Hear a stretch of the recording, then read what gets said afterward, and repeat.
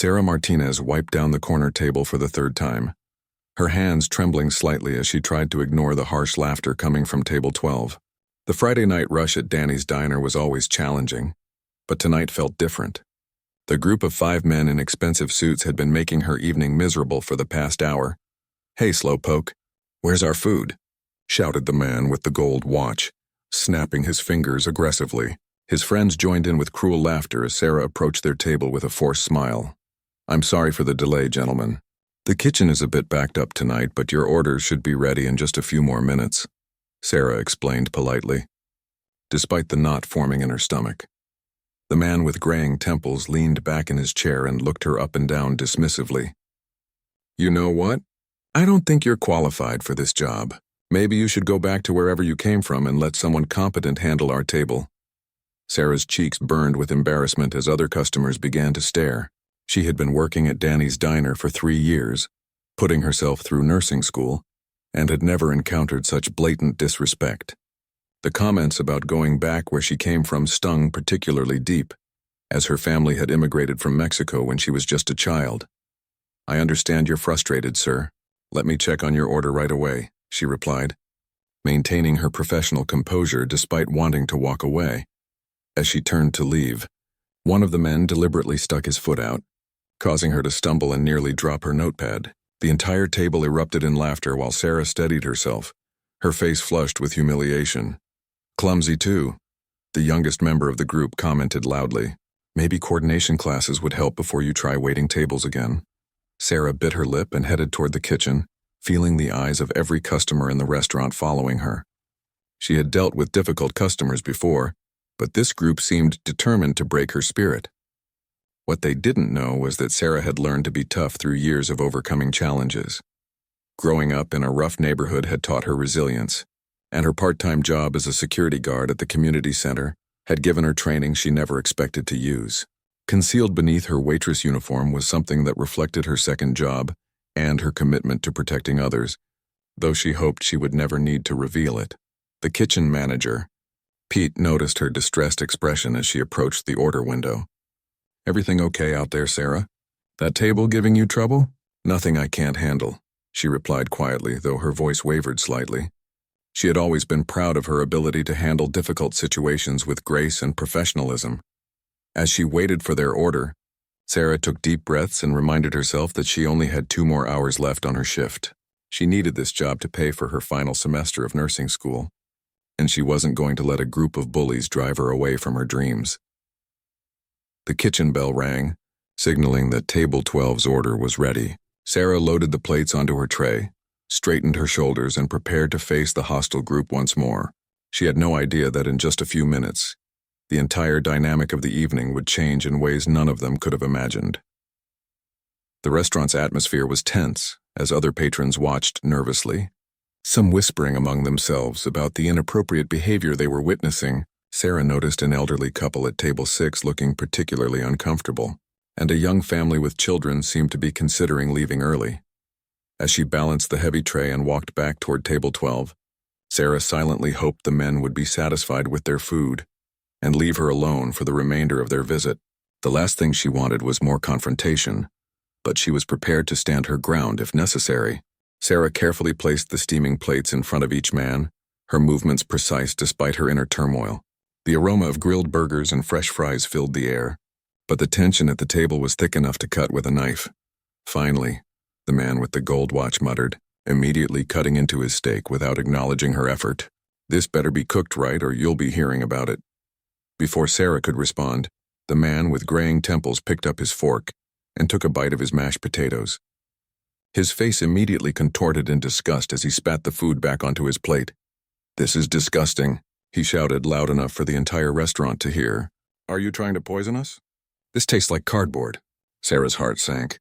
She knew Pete took pride in his cooking, and the mashed potatoes were made fresh that morning. "I'm terribly sorry, sir. Would you like me to have the kitchen prepare something else for you?" The youngest man at the table suddenly stood up, his chair scraping loudly against the floor. "You know what? I think you did this on purpose. You're probably one of those people who spits in food when customers complain." "That's absolutely not true," Sarah protested, her voice getting stronger. I would never do anything to compromise food safety or quality. That goes against everything I believe in. The accusation cut deep because Sarah took her job seriously and had always maintained the highest standards of service. She watched in horror as the man with the gold watch picked up his water glass and deliberately poured it across the table, letting the liquid drip onto the floor. "Oops," he said with a sinister grin. "Looks like you have more cleaning to do. Better get your mop, sweetheart." The other customers in the restaurant were becoming visibly uncomfortable. An older gentleman at a nearby table stood up as if to intervene, but his wife gently pulled him back down, worried about escalating the situation. Sarah felt her hands clenching into fists at her sides. Years of self-defense training had taught her to recognize when a situation was escalating beyond normal conflict. These men weren't just rude customers. They were deliberately trying to humiliate and intimidate her. "I'll get someone to clean that up right away," she said through gritted teeth, turning to walk away. "Don't you dare walk away from us," the graying man shouted, grabbing her wrist as she passed by his chair. "We're not done talking to you." Sarah immediately pulled her arm free, her training kicking in. "Sir, please don't touch me." That's not appropriate. The physical contact had crossed a line that Sarah couldn't ignore. She looked around the restaurant and noticed that several customers were now pulling out their phones, some appearing to record the confrontation while others seemed to be calling for help. The man who had grabbed her stood up, towering over her small frame. "What are you going to do about it?" "Call your manager?" "I'd like to see someone try to throw us out." What none of these men realized was that Sarah's composed exterior hid years of training and experience that went far beyond waiting tables. Her second job required her to be prepared for situations exactly like this one, and she was beginning to assess the potential threat level of each individual at the table. The restaurant manager, Jennifer, finally emerged from the office, having been alerted by concerned staff members. She approached table 12 with determined steps, but Sarah could see the worry in her eyes. Jennifer was a kind woman in her 50s, who had always treated her employees fairly. But she had never dealt with customers this aggressive. "Gentlemen, I'm going to have to ask you to calm down or leave the premises," Jennifer said firmly, though her voice carried a slight tremor. The man with the gold watch laughed coldly. "You're going to kick us out? Do you know who we are? We could buy this little dump 10 times over." The situation was spiraling out of control as the 5 men became increasingly aggressive. Jennifer stood her ground, but Sarah could see her manager was out of her depth. The restaurant had fallen eerily quiet except for the angry voices at table 12. "I don't care who you think you are," Jennifer replied, though her voice was shaking now. "You cannot treat my employees this way. I'm calling the police." The youngest man laughed harshly and pulled out his own phone. "Go ahead and call them. My uncle is Captain Morrison at the downtown precinct. Let's see how far that gets you." Sarah felt a chill run down her spine. If these men had connections to law enforcement, the situation could become even more complicated. She had learned during her security training that bullies often relied on perceived power and intimidation to get their way. The man with graying temples stood up and moved closer to Jennifer, invading her personal space. "Listen, lady, we're important people in this city. We have business deals worth millions of dollars. You don't want to make enemies of us.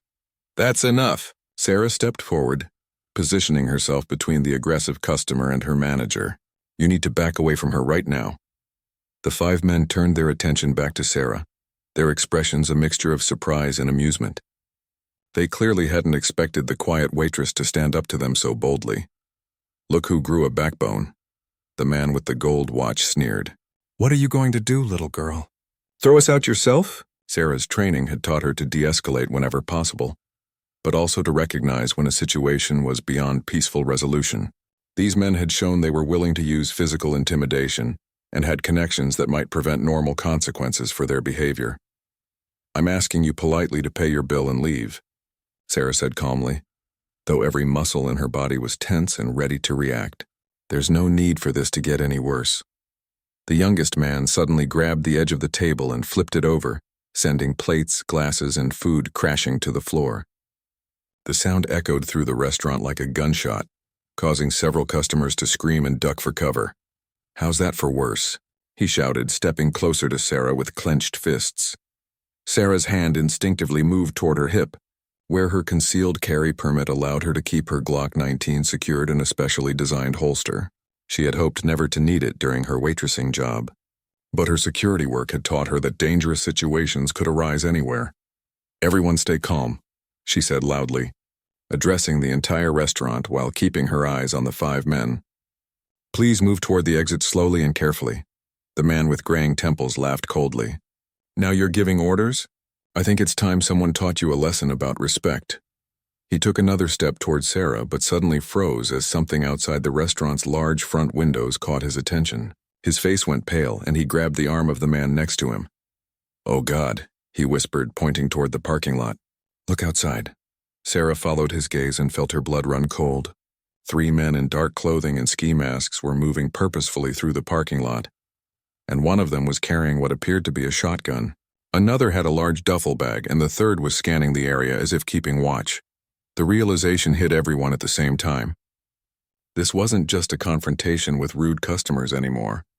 The restaurant was about to be robbed, and everyone inside was now in serious danger.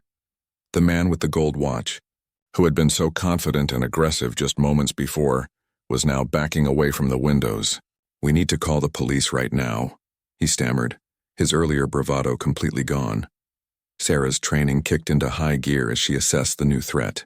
She had approximately 30 seconds before the armed men would reach the front door, and she needed to make decisions that could save everyone's life. Sarah's mind raced as she quickly counted the people in the restaurant. 23 customers plus 4 staff members, including herself. The front entrance was clearly compromised, and the back exit through the kitchen was their only escape route, but it would take time to evacuate everyone safely. "Everyone listen to me carefully," Sarah announced in a clear, authoritative voice that surprised even herself. "There are armed men approaching the building.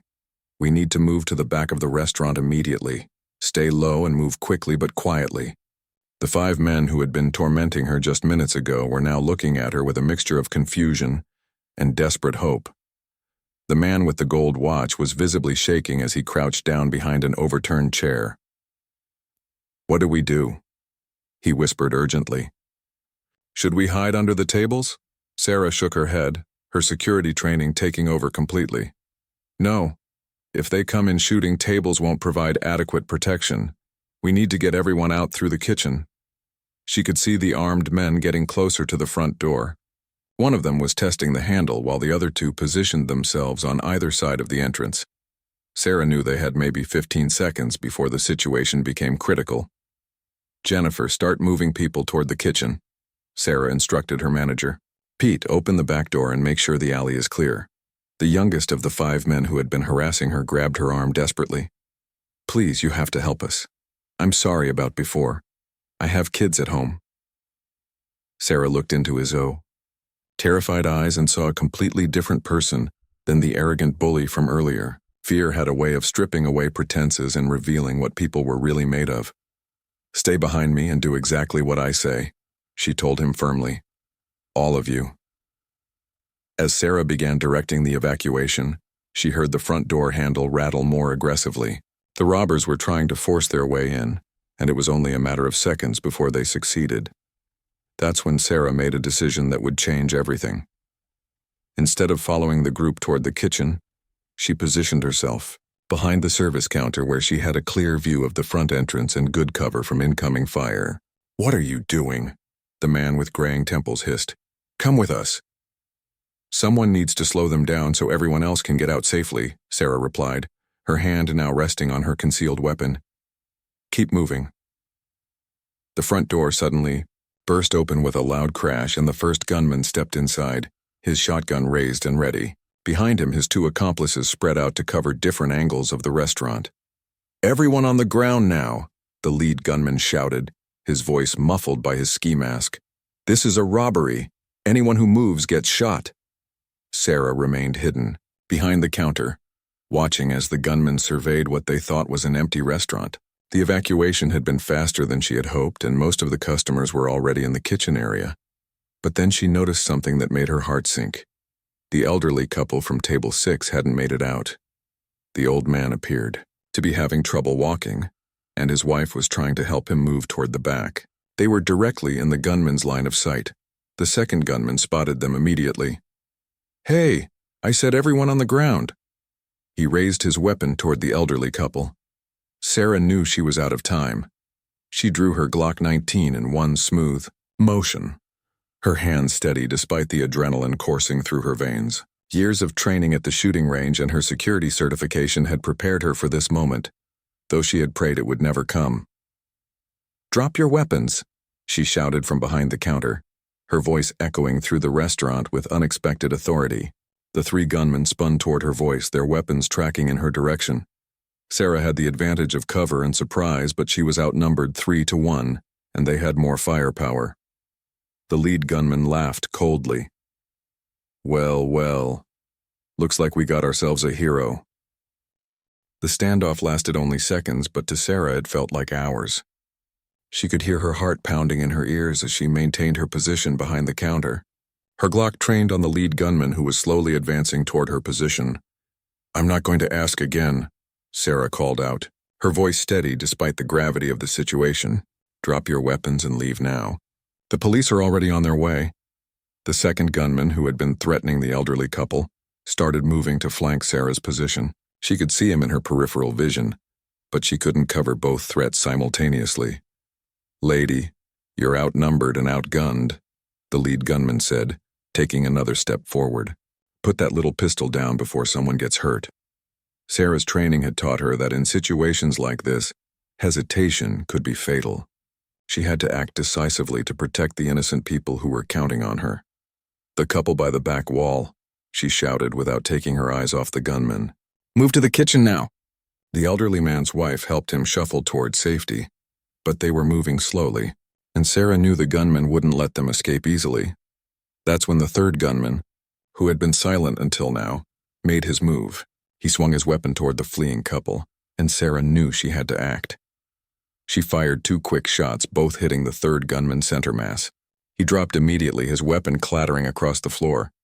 The sound of gunfire in the enclosed space was deafening, and Sarah's ears were ringing, but she immediately shifted her aim to the second threat.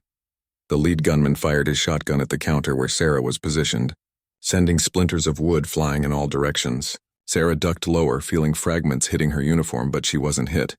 "You just made a big mistake," the lead gunman roared, pumping another shell into his weapon. Sarah knew she had to move. Staying behind the counter made her a sitting target for the shotgun. She rolled to her left, coming up behind a different section of the counter, and fired 3 more shots at the lead gunman. Her first shot missed, but the second caught him in the shoulder, spinning him around.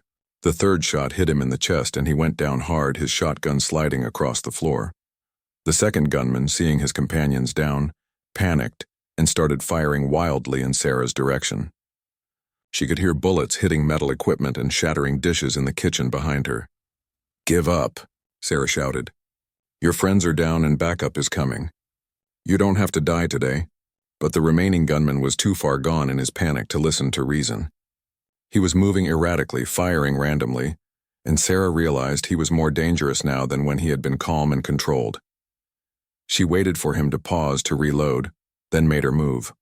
Sarah came around the end of the counter, her weapon raised, and found herself face to face with the last gunman from about 15 feet away. "Drop it," she commanded, her Glock aimed directly at his center mass. The gunman froze, his weapon half raised, his eyes wide behind his ski mask. For a moment, Sarah thought he might surrender. Then she heard something that made her blood run cold. Behind her, from the direction of the kitchen, came the voice of the man with the gold watch. "Behind you," he screamed. Sarah spun around to see the lead gunman, who she thought was down for good, struggling to raise a pistol he had pulled from his jacket. Blood was streaming down his shirt, but he was still conscious and still dangerous. In that split second, Sarah had to make an impossible choice. She could turn to deal with the wounded gunman behind her, but that would leave the panicked gunman in front of her free to shoot. Or she could maintain her position on the front threat and hope the wounded man couldn't get a clear shot. The decision was made for her when she heard 2 gunshots from behind her, but they weren't aimed at her. The man with the gold watch had somehow gotten hold of the wounded gunman's shotgun and fired it twice, ensuring the threat was permanently neutralized. "I got him," he shouted, his voice shaking with adrenaline and shock. Sarah immediately refocused on the remaining gunman, who was now backing toward the front door, his weapon still in his hands but no longer pointed at her. "It's over," she told him firmly. Your partners are down. Walk away now and you might live to see tomorrow." The sound of sirens was growing louder outside, and the gunman could hear them too.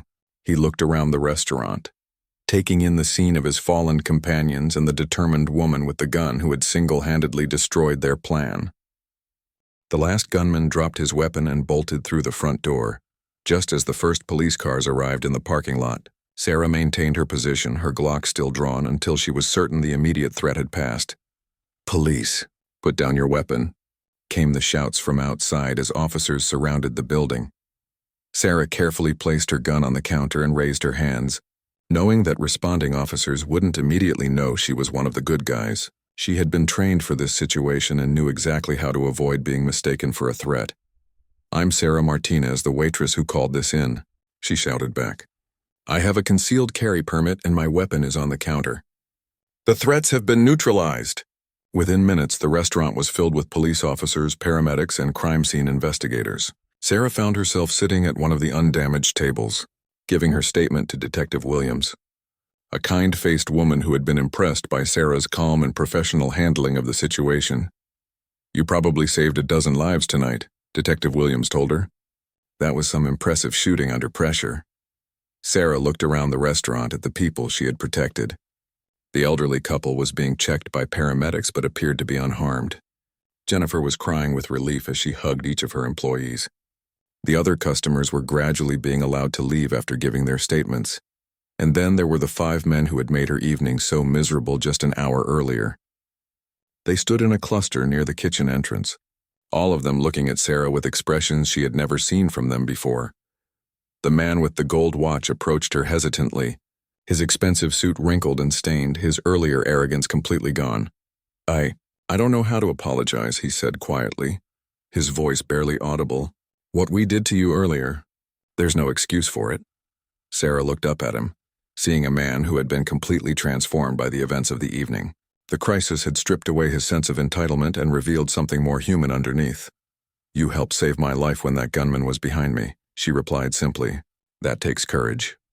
The man with graying temples stepped forward as well, his hands shaking slightly. "We were horrible to you. Absolutely horrible. And then you risked your life to save ours anyway." "I didn't do it for you specifically," Sarah said honestly. "I did it because it was the right thing to do. Because everyone in here deserved to go home safely to their families." The youngest of the group, who had mentioned his children earlier, was openly crying now. "I'm ashamed of how we acted. My kids would be disgusted if they knew how I treated you." Sarah stood up from the table, feeling the weight of the evening's events settling on her shoulders. She was exhausted, emotionally drained, and knew she would need time to process everything that had happened. "What you did earlier was wrong," she said, addressing all 5 men. "But what matters now is what you do going forward. How you treat people from now on. Whether you learned something from tonight." Detective Williams finished taking Sarah's statement and handed her a business card. "The department will probably want to interview you again in a few days, but you're free to go for now. We'll need you to come in to retrieve your weapon once the investigation is complete." As Sarah gathered her belongings and prepared to leave, Jennifer approached her with tears in her eyes. "Sarah, I don't know how to thank you. You saved all of us tonight." "Just doing what needed to be done," Sarah replied, though she was beginning to realize the magnitude of what had occurred. The man with the gold watch stepped forward one more time as Sarah headed toward the door. "Please," he said urgently, "let us do something. Pay for your nursing school, help with your expenses, anything. We owe you everything." Sarah paused at the door and looked back at the 5 men who had learned such a harsh lesson about human dignity and courage. "There is something you can do," she said quietly. "Treat every service worker, every employee, every person you meet with respect and kindness. Remember that you never know what someone is capable of, what they're going through, or how much strength it takes just to show up and do their job every day." As Sarah walked out into the cool night air, she could hear one of the men saying to the others, "We were so wrong about her, so completely wrong." 6 months later, Sarah graduated from nursing school with honors. The 5 men had indeed kept their promise, not just to treat others better, but to establish a scholarship fund for working students at the local community college. They had learned that true character isn't revealed in moments of comfort and privilege, but in how we treat others when we think no one important is watching, and how we respond when everything is on the line.